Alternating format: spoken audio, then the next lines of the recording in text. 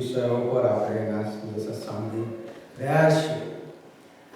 ગયા રવિવારે મેં આ કરંથીઓનો પહેલો પત્ર અને તેનો 3જો અધ્યાય તેની 1 થી 15 કલમ પર આપણે થોડી બાબતોનું મનન કર્યું હતું. જે આપણો જે ગોલ છે ખ્રિસ્તની સંપૂર્ણતાની પાયરી સુધી પહોંચવું, અને આ ખ્રિસ્તની સંપૂર્ણતાની પાયરી સુધી પહોંચવાના માટે બાબત બતાવી હતી કે ખ્રિસ્તની સંપૂર્ણતાની પાયરી પહોંચવું એ સિક્કાની બે બાજુ સમાન છે. વ્યક્તિગત રીતે આપણે એ આત્મિક પરિપક્વતા પ્રાપ્ત કરવાની છે અને સામૂહિક રીતે આપણે આત્મિક પરિપક્વતા પ્રાપ્ત કરવાની છે. મંડળી તરીકે આપણે આત્મિક પરિપક્વતા પ્રાપ્ત કરવાની છે. આ બંને સાથે સાથે જાય છે. જો હું વ્યક્તિગત રીતે આત્મિક પરિપક્વતા હું પ્રાપ્ત કરીશ તો જ હું મંડળીમાં પણ એ આત્મિક પરિપક્વતા હું જોઈ શકીશ. અને એટલા માટે કરંથીઓનો જે પહેલો પત્ર છે એના 3જા અધ્યાયમાંથી જે આપણે થોડી બાબતો જોઈ હતી કે આ પત્ર એ પાઉલ દ્વારા લખવામાં આવ્યો હતો અને એનો લખવાનો મુખ્ય ઉદ્દેશ અને હેતુ એ હતો કે મંડળીમાં ઘણા બધા પ્રશ્નો હતા. અને ખાસ કરીને આ 3જા અધ્યાયમાં 1 થી 3 અધ્યાયમાં પાઉલ જે પ્રશ્નો વિશે ડીલ કરી રહ્યો છે એ તો જૂથવાદ હતો. મંડળીમાં ભાગલા હતા, અલગ અલગ 4 પ્રકારના જૂથો હતા. કેટલાક કહેતા કે અમે પાઉલના જૂથના છે, કેટલાક કે અમે અપોલોસના જૂથના છે, કેટલાક કે અમે પીતરના જૂથના છીએ, કેટલાક અમે ખ્રિસ્તના જૂથના. આ જૂથવાદના કારણે ઘણી બધી સમસ્યાઓ એમનામાં હતી. અને જ્યારે પાઉલ આ પ્રશ્નોનો ડીલ કરી રહ્યો છે ત્યારે એ બાબત અહીંયા બતાવે છે તે 3જી કલમમાં, કેમ કે તમે હજી સંસારિક છો, કેમ કે તમારામાં ઈર્ષા તથા કજિયા છે, માટે શું તમે સંસારિક નથી અને સંસારિક માણસની પેટે વર્તતા નથી? આ તમારો જે પ્રોબ્લેમ છે, જે જૂથવાદ છે, જે અલગતા છે, એનું મુખ્ય કારણ એ છે કે તમે સાંસારિક છો. તમે આત્મિક પરિપક્વ નથી બન્યા, તમે હજી બાળકો જ છો. અને એટલા માટે આ પ્રશ્ન છે. જો આ પ્રશ્નનો તમારે હલ કરવો હશે તો તમારે એ આત્મિક પરિપક્વ બનવું પડશે. જ્યારે તમે આત્મિક પરિપક્વ બનશો, આત્મિક રીતે તમે આગળ વધશો, ત્યારે તમે આત્મિક વ્યક્તિની માફક તમે વિચારતા થશો. અને જ્યારે આત્મિક વ્યક્તિની માફક તમે વિચારશો ત્યારે એ મંડળીની અંદર પણ તમે એકતા જોઈ શકશો. અને એના કન્ક્લુઝનમાં મેં એક ઉદાહરણ આપીને એ બાબત મેં જણાવી હતી કે હું કોઈ બીજાને બદલી શકતો નથી. હું મારી જાતને બદલવા દ્વારા પહેલાં મારી જાતને બદલવાની જરૂર છે. મારે આંખમાંનો ભારોટીઓ મારે દૂર કરવાનો. જો મારી આંખમાંનો ભારોટીઓ હું દૂર કરીશ તો હું બીજાના જીવનમાં બદલાવ જોઈ શકીશ. Start with me. મારાથી શરૂઆત કરી. જો મારા જીવનમાં બદલાવ હું લાવીશ, મારા જીવનનું બદલાવ એ સામેના વ્યક્તિના જીવનમાં બદલાવ લાવી શકશે. તમે યુટ્યુબ પર આપણો એ સંબંધ છે તમે જોઈ શકો છો. આપણી વેબસાઇટ ઉપર પણ છે, કયા રવિવારનો સંદેશ એ પણ તમે જોઈ શકો છો. આગળ આ જ વિષયમાં આપણે આગળ વધવા માંગીએ છીએ. અહીંયા આગળ પાઉલ જે બીજી બાબત જે આ લોકોને કરંથીઓની મંડળીને જણાવે છે, અને તો ત્યાં આગળ 4થી કલમમાંથી આપણે વાંચીએ ત્યાં લખ્યું છે, કેમ કે જ્યારે એક કહે છે કે હું પાઉલનો છું અને બીજો કહે છે કે હું અપોલોસનો છું, ત્યારે તમે માણસની પેઠે બોલતા નથી. તો અપોલોસ કોણ છે અને પાઉલ કોણ છે? તેઓ સેવકો જ છે, જેઓ દ્વારા તમે વિશ્વાસ કર્યો. જેમ દરેકને પ્રભુએ દાન આપ્યું તેમ તેઓએ સેવા કરી.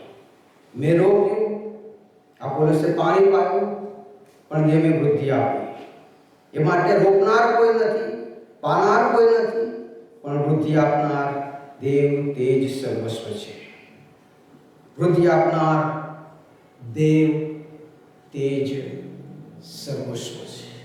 પાઉલ અહીંયા આગળ કરંથીઓની મંડળીને પત્રમાં એ બાબત તરફ ધ્યાન દોરવા માંગે છે કે ભાઈ આ મંડળી એ ખ્રિસ્તનું શરીર છે, આ ખ્રિસ્તની મંડળી છે અને આ ખ્રિસ્તની મંડળીની અંદર એ ઈશ્વર એ જ સર્વસ્વ છે.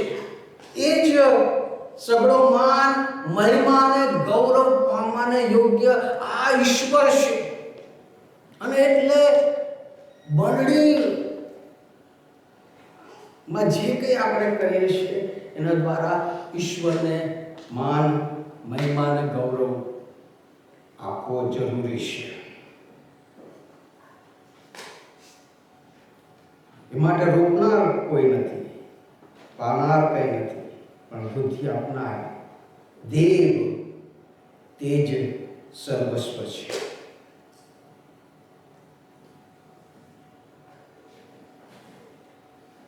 કેટલા લોકો આપણે માનીએ છીએ કે મંડળી એ ઈશ્વરનું શરીર છે. બધા માનીએ છીએ? યસ. અને આ મંડળીની અંદર આપણે બધા એ ખ્રિસ્તના શરીરના અવયવો છે. તમે માનો છો? સહમત છો મારી સાથે બધા? યસ. માનીએ છીએ કે આ મંડળી એ કોની મંડળી છે? શેતાનની મંડળી નથી ને, મારી મંડળી નથી ને, કોની મંડળી છે? આ મંડળી એ કોની છે? સમજ છો મારી સાથે? બધા સમજ છો? યસ ઓર નો? આ ઈશ્વરની મંડળી છે. આ ઈશ્વર દ્વારા સ્થાપવામાં આવી છે.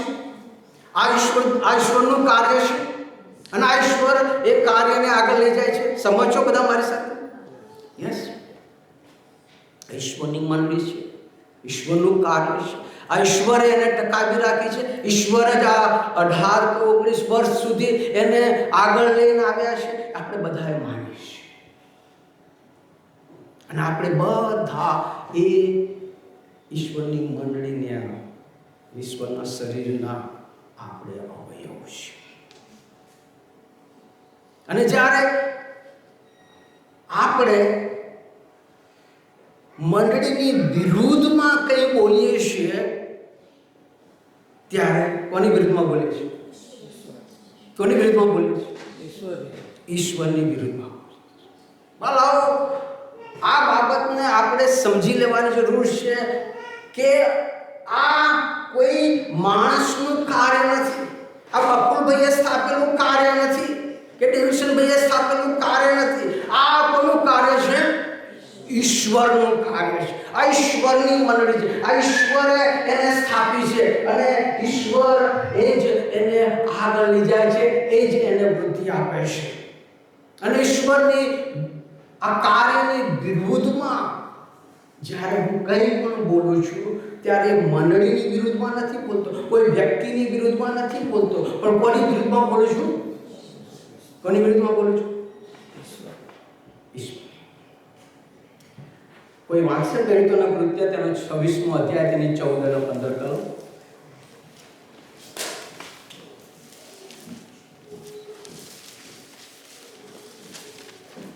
પ્રેરિતોના કૃત્ય તેનો 26મો અધ્યાય તેની 14 અને 15 કલમ.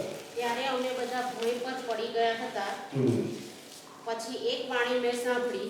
તેણે હિબ્રુ ભાષામાં મને કહ્યું કે સાઉલ સાઉલ, તું મને કેમ સતાવે છે? આરને લાત માસવી તને કઠણ છે. ત્યારે મેં કહ્યું કે પ્રભુ તું કોણ છે? પ્રભુએ મને કહ્યું કે હું ઈસુ છું જેને તું સતાવે છે. તે હું ઈસુ છું જેને તું સતાવે છે. સાઉલ જે બહુ જ ધગસવાળો વ્યક્તિ હતો અને એને હતું કે મારે ઈશ્વરના માટે કંઈક કરવું છે, મારે આ જે પંથ છે ઈસુનો પંથ એની વિરુદ્ધમાં મારે એ લોકોને મારો નેસ નાબૂદ કરી દેવા છે. પકડતો તો, મારતો તો, જેલમાં પૂરી દેતો તો, મારી નાખતો તો. એના માટે કે હું મારા ધર્મ ના કહે છે કે આ વેશની અંદર હું આ બધું કરતો હતો. એ દમસ્કસના પાદરા નામના રસ્તા પર જ્યારે ઈસુનું દર્શન થાય છે, એને તો એમ હતું કે હું તો આ લોકોને આ બધું કરી રહ્યો છું. ત્યારે ઈસુનું દર્શન થાય, ઈસુ શું કહે છે? સાઉલ સાઉલ, તું મને કેમ સતાવે છે? કે ભાઈ પ્રભુ, મેં તો તમને ક્યાં કશું કર્યું? હું તો આ લોકોને કરું છું, હું તો આને કરું છું, આને કરું છું. મેં તમને ક્યાં કશું કર્યું છે? કે આમને તે કર્યું એ કોને કર્યા બરાબર છે? કોને કર્યા બરાબર છે? તું મને કેમ સતાવે છે? જ્યારે આપણે કોઈક વ્યક્તિની વિરુદ્ધમાં બોલીએ છીએ, કોઈક વ્યક્તિની વિરુદ્ધમાં કંઈ એક્શન કરીએ છીએ, કોઈ વ્યક્તિના વિરુદ્ધમાં આપણે કંઈ પણ કરીએ છીએ, બોલાવો એ કોઈ વ્યક્તિની વિરુદ્ધમાં નથી, એ ઈશ્વરનું શરીરના અવયવનું એ અંગ છે, એ ઈશ્વરની વિરુદ્ધની બાબત છે. આ બાબતને આપણે સમજી લેવાની જરૂર છે. I am not speaking against anybody. તો હું કોઈ વ્યક્તિની વિરુદ્ધમાં કંઈ કરતો નથી. હું કોની વિરુદ્ધમાં કરું છું? ઈશ્વરની વિરુદ્ધમાં કરું છું. માથેની લખેલી સુવાર્તા તેનો 25મો અધ્યાય અને તેની 41મી કલમ કોઈ વાંચશે? માથી 25 અને 41. પછી ડાબી તરફ નરાઓને પણ તે કહેશે કે હું શાપિતો જે સાર્વકાલિક અગ્નિ શૈતાન તથા તેના દૂતોને સારું તૈયાર કરેલો છે, તેમાં તમે મારી આગળથી જાઓ. કેમ કે હું ભૂખ્યો હતો પણ તમે મને ખવડાવ્યું નહીં, હું તરસ્યો હતો પણ તમે મને પાણી પાયું નહીં, હું પારકો હતો પણ તમે મને પરોણો રાખ્યો નહીં, નાગો હતો પણ તમે મને વસ્ત્ર પહેરાવ્યા નહીં, માંદો તથા કેદમાં હતો પણ તમે મારી ખબર લીધી નહીં. ત્યારે તેઓ પણ તેને ઉત્તર દેશે કે પ્રભુ, ક્યારે અમે તને ભૂખ્યો કે તરસ્યો કે પારકો કે નાગો કે માંદો કે કેદમાં દેખીને તારી સેવા નહીં કરી? ત્યારે તે તેઓને ઉત્તર દેશે, હું તમને ખચિત કહું છું કે આ બહુ નાનાઓમાંથી એકને તમે તે કર્યું નહીં, એટલે તે મને કર્યું નહીં. આ નાનાઓમાંના એકને તમે કર્યું નહીં, એ મને કર્યું. અને આગળ કહે છે કે આ નાનાઓમાંના એકને તમે જે કર્યું છે એ મને કર્યું છે. Hallelujah, praise the lord. હું મારો જે વ્યવહાર હું બીજાની સાથે કરું છું, એ મારો વ્યવહાર મારા ઈશ્વર સાથેના વ્યવહારને પ્રગટ કરે છે. How I deal with other people, હું એમની સાથે કેવી રીતે વ્યવહાર કરું છું. કે મારો ભાઈ, મારી બહેન એ ઈશ્વરના શરીરનું અવયવ છે, એનું અંગ છે. અને જ્યારે હું એની વિરુદ્ધમાં કંઈ કરું છું, હું કોની વિરુદ્ધમાં કરું છું? ઈશ્વરની. જો આ બાબતો આપણે જો સમજી લઈએ કે આ ઈશ્વરની મંડળી છે, આ ઈશ્વરના મંડળીના, ઈશ્વરના શરીરના આપણે બધા અવયવો છીએ. અને ત્યારે આપણે એકબીજાની વિરુદ્ધમાં કાર્ય કરવાનું બદલે આપણે શેમાં કામ કરીશું? સાથે મળે, એક શરીર તરીકે, એક યુનિટી તરીકે આપણે કાર્ય કરીએ. અને પાઉલનો જે અહીંયા જે ભાર મૂકવામાં, જે પાઉલ જે કરંથી મંડળીને સમજાવવા માંગે કે આ ઈશ્વરની મંડળી છે, અને એ ઈશ્વરની મંડળીની વિરુદ્ધ શું કરવું છું? તો એ ઈશ્વરની વિરુદ્ધ કરો છો. હારને લાત મારવી એ કઠણ છે. જીવતા દેવના હાથમાં પડવો એ ભયંકર બાબત છે. હું માનતો હોય કે હું આ વ્યક્તિની વિરુદ્ધ કે પેલા વ્યક્તિની વિરુદ્ધ હું બોલું છું, આ વ્યક્તિની વિરુદ્ધ પેલા વ્યક્તિની વિરુદ્ધ હું ગમે તે કહું છું. આપણે એમ માનતા હોય, પ્રભુ કહે છે કે તું એ વ્યક્તિની વિરુદ્ધ નહીં, મારી વિરુદ્ધ તું બોલી રહ્યો છે. અને એ આરને લાત મારવી એ કઠણ છે. એ જીવતા દેવના હાથમાં પડવું એ ભયંકર છે. સમજી જાઓ. એટલે આ ઈશ્વરના આયોજનને, આ જે ઈશ્વરની મંડળી છે, એને આપણે ઈશ્વરની મંડળી તરીકે આપણે સમજી લેવાની જરૂર છે. એને ઈશ્વરની મંડળી તરીકે આપણે જોવાની જરૂર છે. અને એ મંડળીને, એ શરીરને આપણે કેવી રીતે સાથે મળીને એકતાની અંદર, યુનિટની અંદર આપણે એને આગળ લઈ જઈએ, એ બહુ જ મહત્વની બાબત છે. ત્યારે એ આત્મિક પરિપક્વતા આવશે. અને બીજી બાબત જે પાઉલ અહીંયા જે કહે છે, અહીંયા બે બાબતો અહીંયા આગળ પાઉલ જણાવવા માંગે છે. 5મી કલમ કહે છે, તો અપોલોસ કોણ છે અને પાઉલ કોણ છે?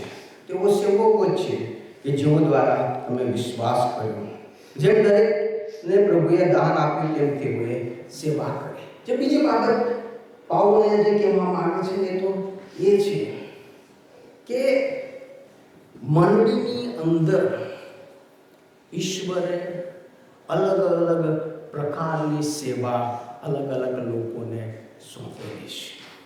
અને દરેક જે સેવકો છે એ એમને ઈશ્વરે જે પ્રમાણે કૃપા આપી એ ઈશ્વરની કૃપાના પરિણામે તેઓ સેવા કરે છે.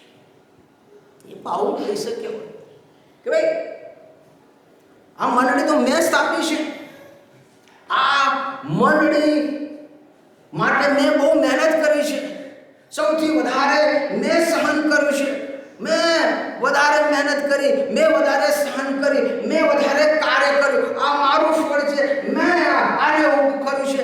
પાઉલ એ પ્રમાણે કહી શક્યો હોત કે આ મંડળી માટે મેં ઘણું બધું કર્યું છે, ઘણો બધો ભોગ આપ્યો છે, મેં ત્યાગ કર્યો છે, મેં સહન કર્યું છે, મેં મંડળી સ્થાપી છે. એ કહેતું નથી મેં કર્યું છે, અમે કર્યું છે. કોણે કર્યું છે? આપણે કર્યું છે. આ ઈશ્વરનું કાર્ય એક સામૂહિક એફર્ટ છે. એ સમજે છે કે મેં રોપ્યું અને અપોલોસે પાણી પાડ્યું.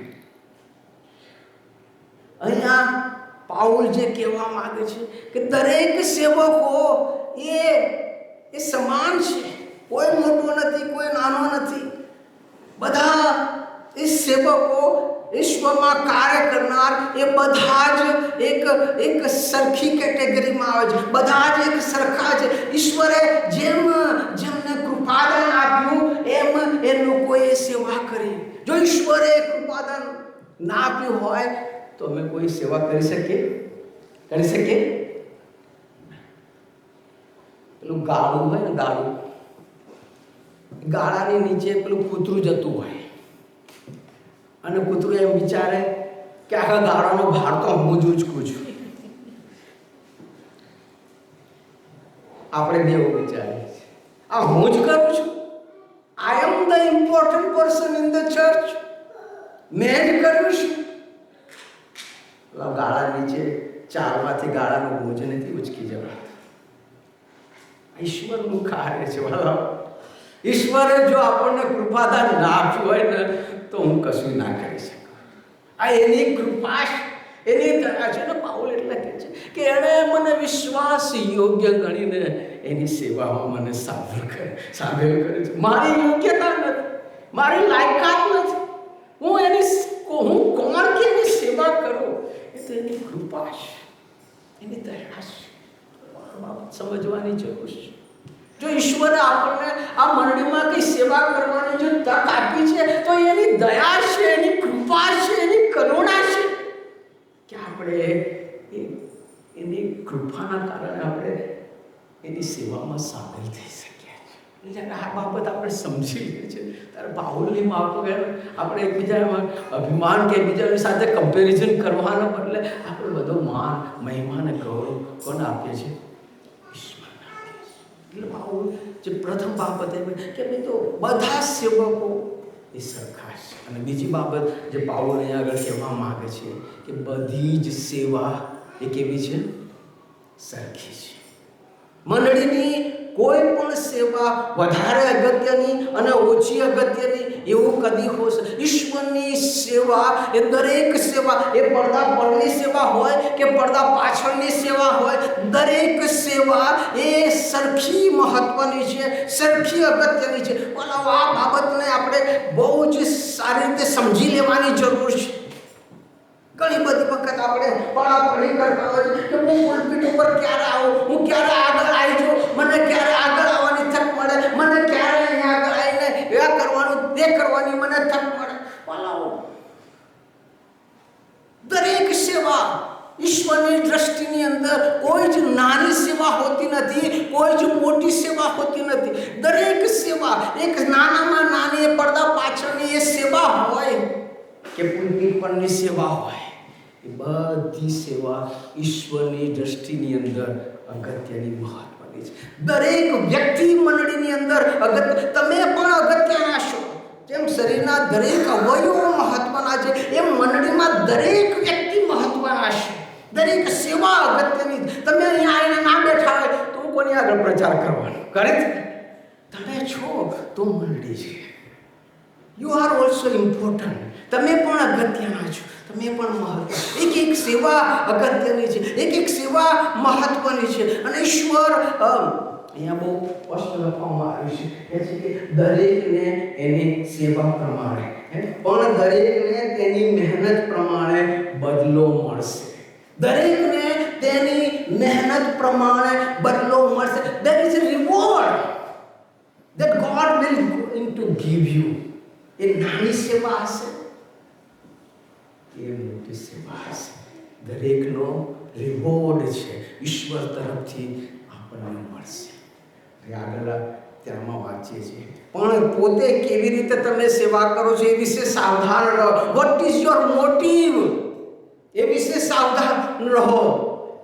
કવા હેતુથી તમે સેવા, જો તમે સાચા હેતુથી, સાચા ઈરાદાથી ઈશ્વરને માન, ઈશ્વરને મહિમા, ઈશ્વરને ગૌરવ આપવા માટે તમે જો સેવા કરશો, ઈશ્વરના માટે તમે અવેલેબલ હશો, પ્રભુ મને તું ગમે તે સેવા.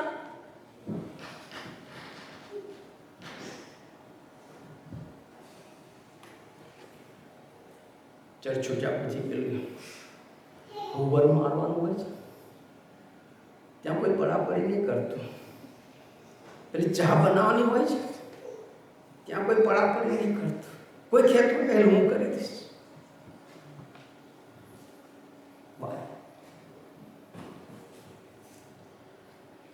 અમારા હોલી ટ્રિનિટી ચર્ચમાં ડેવિડસનભાઈની ખબર છે, અમારું બહુ મોટું ઊંચું ટાવર છે.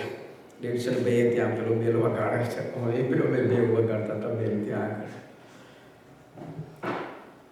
ટાવરમાં ઉપર જવાનું ત્રીજા માળે છે અને ત્યાં ચડીને ત્યાં અમારી પાસે પેલા પિયાના જેવો છે બેલ વગાડવાનું, એ વગાડવાનું. થોડા દિવસથી મેં નોટિસ કર્યું કે બેલ વાગતું નથી. અને જેમને સેવા સોંપી હતી એ લોકોએ બંધ કરી દીધું. કેમ કે ત્યાં કોઈ જોઈને કોણ તમને અપ્રિસિએશન કરવાનું છે, કોણ તમને માનો છે? એવી સેવા કોને ગમે યાર? જ્યાં અપ્રિસિએશન ના હોય, કોઈ જોતું ના હોય, કોઈ કદર કરતું ના હોય, કોઈને ના ગમે એવી સેવા કરવાની. બેલ કેમ નહીં વાગતું? તો કે જેમને સોંપી હતી ને એ મને બંધ કરી દીધું. કે કશો વાંધો નહીં વ્યક્તિ, હું તો છું ને વ્યક્તિ.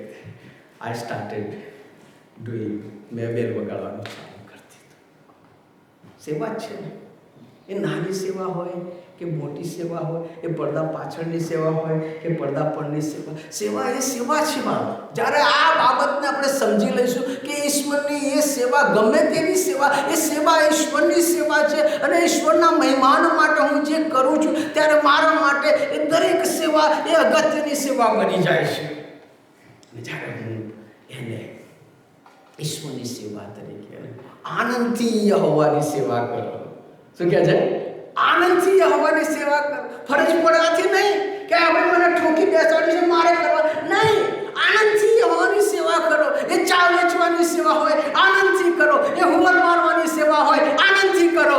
Hallelujah, praise the lord. ઈશ્વરે મને આ કાબેલ ગણ્યો કે હું ચર્ચને માટે, ઈશ્વરના માટે હું હુમર મારી શકું છું. Amen, hallelujah. જ્યારે આ પ્રકારની મેન્ટાલિટી આપણામાં ક્રિએટ થશે, every opportunity, every ministry આપણે એને અગત્યતા આપીશું, મહત્વ આપીશું. Every person is important. દરેક વ્યક્તિને આપણે મહત્વ આપીશું. ત્યારે આ મંડળી એકતાની અંદર આપણે સાથે મળીને આપણે કાર્ય કરી શકીશું. ચલો એક વચન વાંચીને બંધ કરવા માંગુ છું. એફેસોના પત્રના તેનો 2 અધ્યાય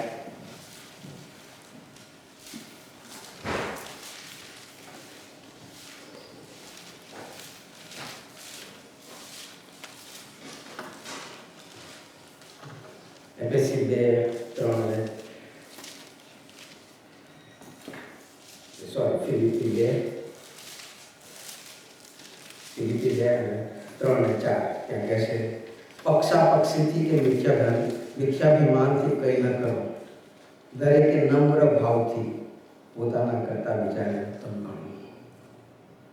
તમે દરેક પોતાના હિત પર જ નહીં પણ બીજાના હિત પર લક્ષ્ય રાખો. Consider other better than others. Consider other better than yourself. પોતાના કરતા બીજાને અગત્યનું. Every parts of the body is the important. આપણે બધા ઈશ્વરની મંડળીના અવયવ તરીકે we all are important. આપણે અગત્યના છે ઈશ્વરની દ્રષ્ટિમાં. અને જો આપણે ઈશ્વરની દ્રષ્ટિમાં અગત્ય છે, આપણે એકબીજાને એ મહત્વ આપીએ, માન આપીએ, સન્માન આપીએ અને પોતાના નહીં પણ બીજાઓના હિત ઉપર આપણે લક્ષ્ય રાખતા શીખીશું. ધેન મંડળીમાં યુનિટી આવશે, એકતા આવશે અને આપણે સાથે મળીને જ્યારે આપણે કાર્ય કરે છે ત્યાં આગળ એ આત્મિક પરિપક્વતા. આ કરંથીની મંડળી એ કૃપાદાનોથી ભરપૂર હતી. અન્ય ભાષા, પ્રબોધ કરવો, ચમત્કારો, ચિહ્નો ભરપૂર હતા. But that is not the sign of the spiritual church. એ મંડળીની આત્મિક પરિપક્વતા નથી બતાવતા. એટલા જ માટે એ મંડળીમાં ભરપૂર કૃપાદાનો હોવા છતાં ભરપૂર પ્રશ્નો હતા. જ્યાં યુનિટી છે, જ્યાં પ્રભુનો આત્મા છે, ત્યાં શું છે? એકતા છે. અને જ્યારે આપણે એક મનના અને એક ચિત્તના થઈને ઈશ્વરનો આ શરીર છે એના માટે હું શું કરું કે જેથી કરીને ઈશ્વરનો મહિમા થાય, એ બાબતને આપણે ધ્યાન રાખીએ. આપણે સાથે ત્યારે આત્મિક પરિપક્વતા કરવા આગળ વધી શકીશું. Amen. Hallelujah. Praise the lord. પ્રભુ આપણને પ્રભુજી અમે તમારો આભાર કે તમે અમારી યોગ્યતા, અમારી લાયકાત કે અમારા કોઈ સારાપણા પર મેં લીધે નહીં, પણ એ તમારી અપરંપાર દયા, કૃપા અને કરુણાને લીધે તમે અમને આ સેવામાં સામેલ કર્યા છે અને અમને એ યોગ્ય ગણ્યા છે કે અમે અબળ, અશક્ત અને નિર્બળ હોવા છતાં તમારી સેવા કરી શકીએ.